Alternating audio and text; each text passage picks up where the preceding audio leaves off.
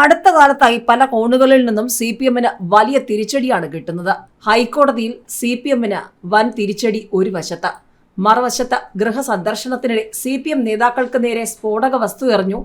പ്രതി party പ്രവർത്തകനല്ലെന്ന് CPM. രണ്ട് വാർത്തയും കേരളത്തിലെ മാധ്യമങ്ങളും സോഷ്യൽ മീഡിയയും ചർച്ചയാക്കുകയാണ്.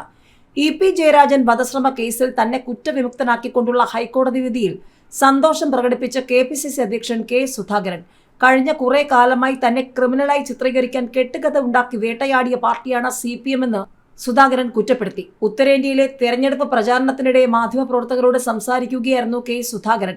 ഹൈക്കോടതി വിധിയിൽ വളരെ സന്തോഷമുണ്ട്. കഴിഞ്ഞ കുറെ കാലമായി ക്രിമിനലായി ചിത്രീകരിക്കാൻ ഈയൊരു കെട്ടുകഥ ഉണ്ടാക്കിയെടുത്ത് വേട്ടയാടിയ പാർട്ടിയാണ് CPM. കീഴ്ക്കോടതിയിൽ നിന്നെല്ലാം അനുകൂലമായി വിധി വന്നിട്ടും ഹൈക്കോടതിയിൽ പോയി. ഈ കേസ് ഏറെ നീണ്ടുപോയി. മുൻപേ തന്നെ വിധി പറയേണ്ടതായിരുന്നുവെന്ന് സുധാകരൻ പറഞ്ഞു.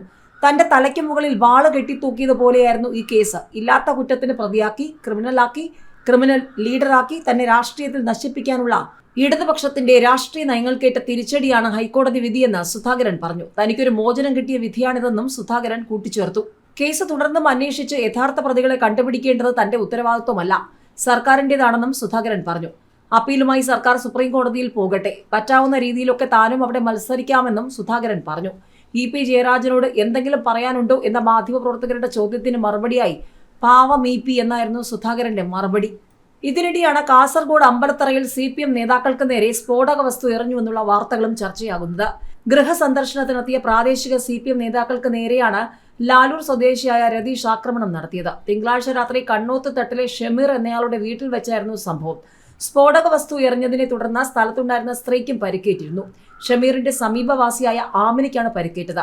ഒഴിഞ്ഞുമാറിയതിനാൽ പാർട്ടി നേതാക്കൾ പരിക്കേൽക്കാതെ രക്ഷപ്പെട്ടു. ആക്രമണം നടത്തിയ രതീഷ് CPM പ്രവർത്തകനാണെന്ന ആരോപണം ഉയർന്നെങ്കിലും പാർട്ടി നേതൃത്വം ഇത് നിഷേധിച്ചു. രതീഷ് പാർട്ടി പ്രവർത്തകനല്ലെന്നും 2018 മുതൽ ഇയാൾക്ക് പാർട്ടിയുമായി ബന്ധമില്ലെന്നുമാണ് പ്രാദേശിക നേതൃത്വത്തിന്റെ വിശദീകരണം. 2003 അമ്പലത്തറയിൽ RSS പ്രവർത്തകനായ ദാമോദരനെ കൊലപ്പെടുത്തിയ കേസിലെ പ്രതിയായിരുന്നു രതീഷ്. ഈ കേസിൽ ശിക്ഷാ കാലാവധി കഴിഞ്ഞിറങ്ങിയതാണ്. അതേസമയം സ്ഫോടക വസ്തു എറിഞ്ഞ സംഭവത്തിൽ രതീഷിനെതിരെയും വീട്ടുടമയായ ഷമീറിനെതിരെയും പോലീസ് കേസെടുത്തിട്ടുണ്ട്.